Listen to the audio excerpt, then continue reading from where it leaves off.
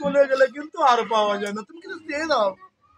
হরিদাস ঠাকুর বলছে, না না প্রভু, তুমি যে নাম, মহামন্ত্র নাম তুমি আমাকে দিয়েছো, এর নামের উপরে আর কিছু নাই। তার হৃদয়ে একবার মধুমাখা কৃষ্ণ নাম করে তার আর কিছু চাওয়া পাওয়ার বাকি থাকে না। মা বলছে, নানা হরিদাস, তুমি কিছু চেয়ে দাও।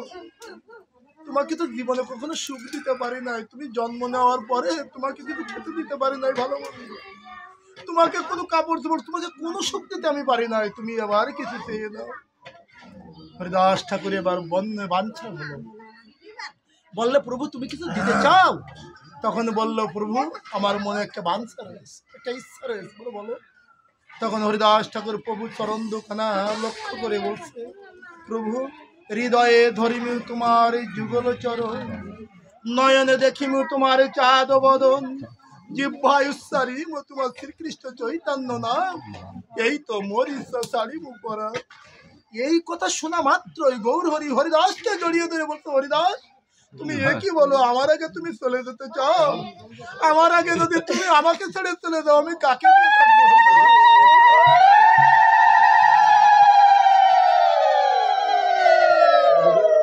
বলছো তুমি চলে যাও, আমি কাকে নিয়ে থাকবো? তখন কি করলো হরিদাস বলেছিল, প্রভু আমার মতো পিপিলিকা, একজন কিচিকের অধম একটা পিপিলিকা যদি চলে যায়, তোমার বড় বড় ভক্ত রয়েছে, রায় রামানন্দ, সেন সেবানন্দ, স্বরূপ দামোদর, সিকি মাইতি, বড় বড় ভক্ত রয়েছে, তুমি তাদের কি থাকবে?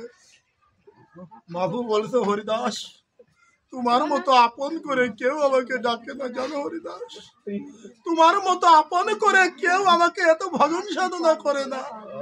তুমি কিছু আহার করতে গেলে আমাকে না দিয়ে খাও না, তুমি কিছু করতে গেলে আমাকে না জানিয়ে তুমি কিছু করো না।